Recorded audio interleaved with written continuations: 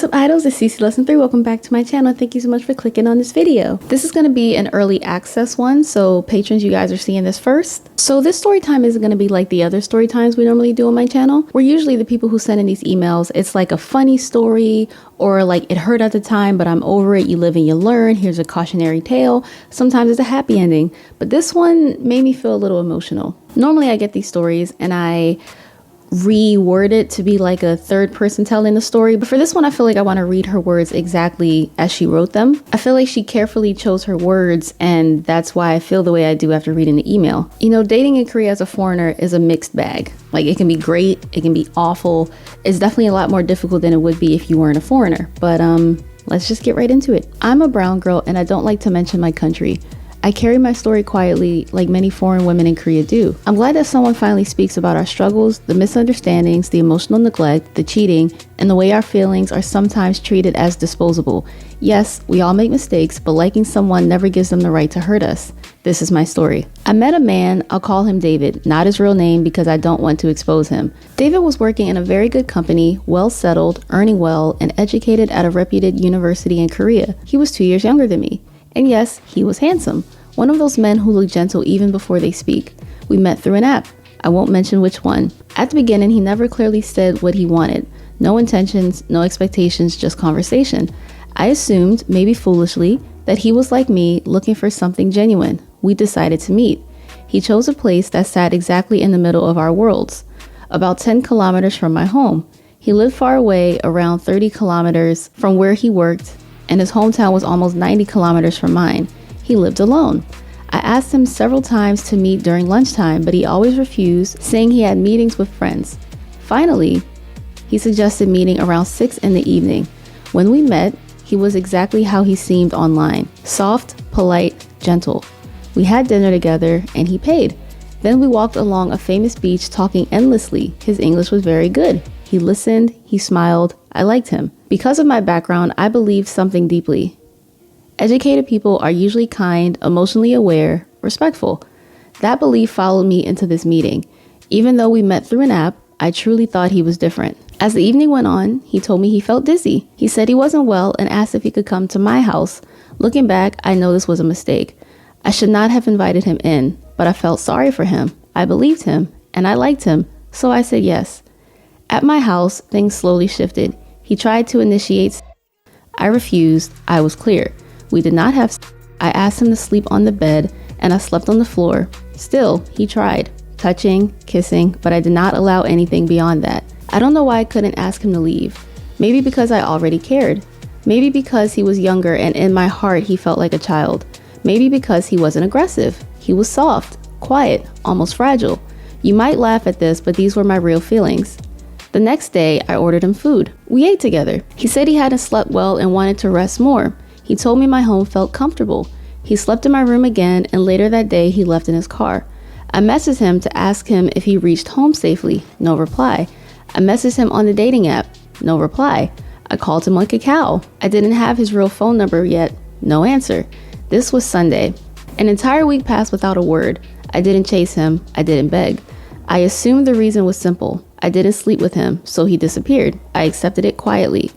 Then, the following Saturday, around 10 p.m., I received a message. I reached home. 1 week later, after everything. Just that. When the message suddenly appeared, I reached home, after 1 entire week, I didn't reply immediately. I saw it in the notification. My phone is always with me. I live alone, and most of the time, my phone is how I distract myself from the loneliness and depression. Still, I didn't open the message. I knew him. And even then, I couldn't think badly about him. I don't know why. I had never met someone so gentle, so soft-spoken. I didn't want to blame him because honestly, I was already sad about him.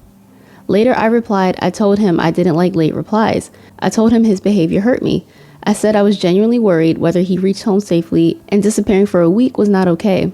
He admitted it. He said he was wrong. He said he made a mistake. He said he was busy after going home. He even said if I were you, I would also be angry. After that, I didn't reply. 3 or 4 days passed by. Then he messaged again. He apologized properly this time and asked if we could meet again. I said no. I told him I was very busy with work. That was a lie. The truth was, I had lost trust. The delayed replies felt suspicious. Something inside me felt unstable. Still, I didn't blame him openly. I couldn't. I'm not that kind of woman. And I didn't block him either because I really liked him. He kept texting me, begging me to meet. After about 2 or 3 weeks, loneliness won. I told myself maybe he understood his mistake. Maybe he really wanted to reconnect. Maybe this was genuine. So we met again. I invited him to my house. He already knew where I lived. This time, things happened. After that, he started contacting me regularly. At least once a day, he would text. We met every week. He was kind when he came. He brought gifts. He spoke gently. He often told me, "You will be a good mother." I believed him. Once, he told me he was going on a trip with friends, so we couldn't meet that week, and I accepted it. I always wanted to meet him outside, to walk, to sit, somewhere public, to feel like a normal couple, but he refused. That was a red flag. I saw it. I ignored it. I told myself it was winter in Korea. I'm not good with cold. I didn't insist. We went on drives instead. Long, quiet, wild drives. I thought time would fix everything. 3 or 4 months passed like this. Every week, he came. Then one day, he went on a trip with his best friend to another city. For 2 days, there was no message. By then, I had his phone number. I found it in his car. Fear took over. I realized I didn't just like him anymore. I loved him. I called him repeatedly. When he finally answered, instead of concern, he asked, "How did you get my number?" He said he had been sick. Emergency, hospital, 2 days. That's why he couldn't contact me, and he apologized. I believed him. Things continued. Then came Christmas. That day, he didn't message me at all. At night, he suddenly called. I was happy, truly happy, thinking finally, he's thinking of me. He told me he was drunk, he'd been partying with his friends, couldn't drive home, and wanted to come to my place, sleep, and leave in the morning. I said yes because I loved him, because love made me blind. He came, he slept. I wasn't well, so I couldn't have. He tried. I said no. He accepted it. The next day, I cooked for him. I ordered food. I took care of him. I even went to work and came back early just to make sure he was comfortable. Then he said he had work the next day and left. He texted that he reached home. One thing about him never changed. His replies were always late. But I convinced myself it was just his communication style. When he was with me, he never answered calls from family, sisters, or friends. So I trusted him fully. Then came New Year's. If someone truly cares, they will make time on New Year's Day, even one call, even one message. He wished me the day before, but on January 1st itself, nothing. I waited all day at midnight. I was the first one to wish him. Still, until 11 p.m., no reply. I called him repeatedly like a mad person. When he finally responded, he said he was with family and friends. He said he understood my feelings, but his replies were impatient and distant. I told him I waited the whole day. I told him it hurt. He said he would try to contact me more. And she put like quotes around try.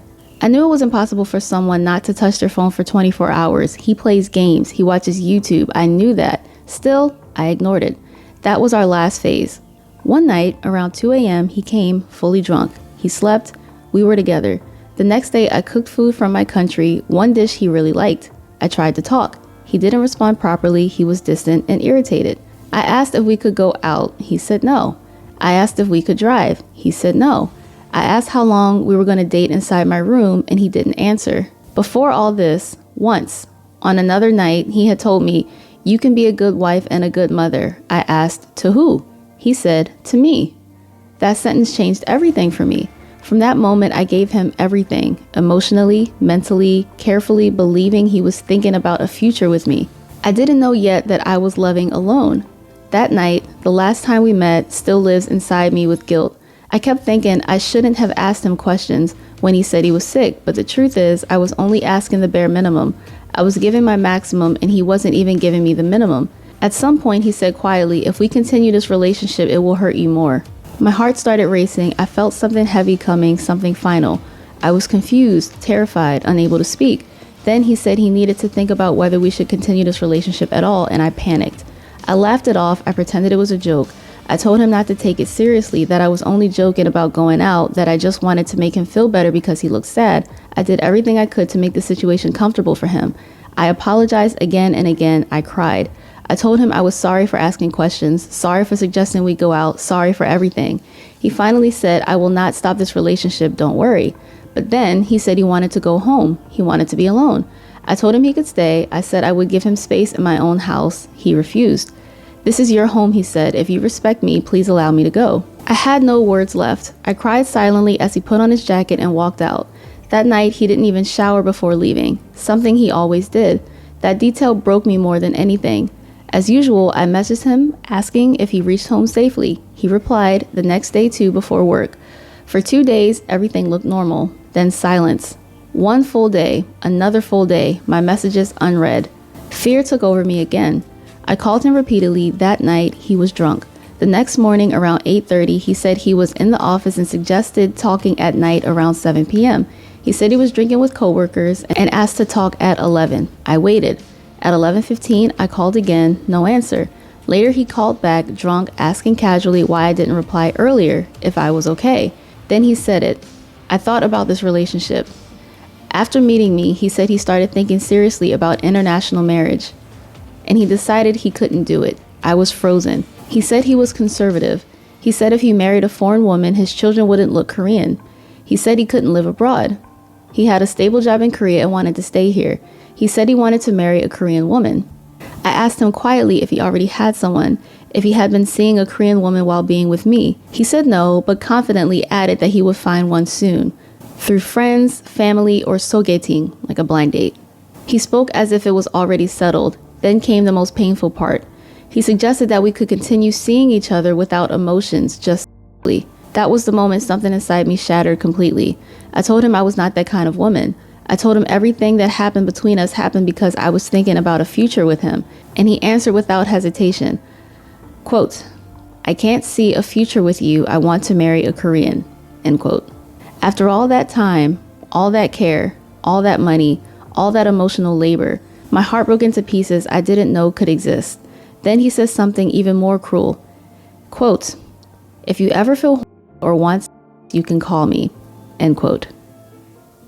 See, I couldn't read this and make it like a story time. Like, do you guys kind of get why? Like, she really put how she feels in this. Like, even the way it's written looks like a poem. Like, the breaks, the pauses, it feels like a poetic story about what happened to her. So I was like, no, I need to read this as is. I felt humiliated, reduced, and erased. I told him that if I only wanted to, I wouldn't be checking on him every day, asking if he ate, asking if he reached home safely, worrying about his health. I told him I wasn't making appointments, I was loving him. He repeated again that I would be a good mother, that I would find someone else, that he simply couldn't choose me. That's when I realized how easily some people protect their own future while destroying someone else's heart. I told him it was my mistake choosing him. He replied that maybe he was the bad guy in my life and that I would find someone better. I didn't want to label him as good or bad, I just wanted the pain to stop. So I asked him for one favor. Please block me, my number, and my cacao. He refused. He said he would never block me. He said he would never ghost me. He said I could still contact him as a friend, and I said no. I apologized for disturbing his life, for loving him, for everything. I had no words left. That was the end of our relationship. I didn't contact him again. I didn't block him. He didn't block me either. But for 3 weeks, nothing. No messages, no calls, just silence. And that silence told me everything I needed to know. Yeah, that story made me really sad. Like, this girl, very good writer. Oh my goodness. And the way she opens it by saying, I'm glad that someone is finally speaking about our struggles, misunderstandings, the emotional neglect, the cheating, and the way our feelings are sometimes treated as disposable. That's one of the many reasons I like to share these story times, because a lot of women have similar experiences in general, but like specifically on my channel, we're talking about in Korea. And again, while it is fully possible to find love anywhere, it is a bit more difficult when you are a foreigner, because a lot of these thoughts are always in the back of people's minds. It's going to be hard to raise interracial kids here. They're not going to be fully Korean. The cultures will mix. It may not be good for them. It may not be good for me. My family may not accept it, etc., etc. She put her name in the email, but I don't know if she necessarily wants her name said, so I won't, just to be safe.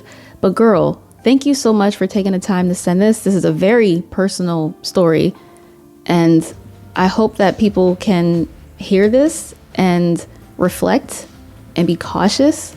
But yeah, like I said, I got emotional reading this one. Normally, there's a bit of humor in these emails. You know, they're living happily ever after with their current Prince Charming, or it was a completely bombastic situation where like all you can do is laugh about it because like what the F, you live and you learn type stuff.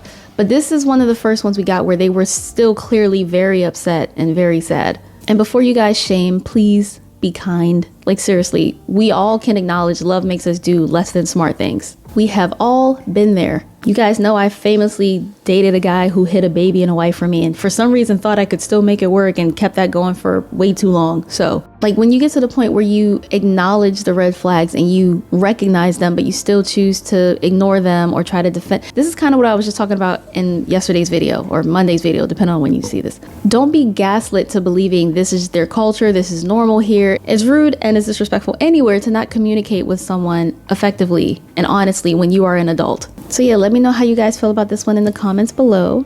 I had been with him for nearly 10 years of my life when suddenly I found out not only was there another woman, but she was pregnant by him.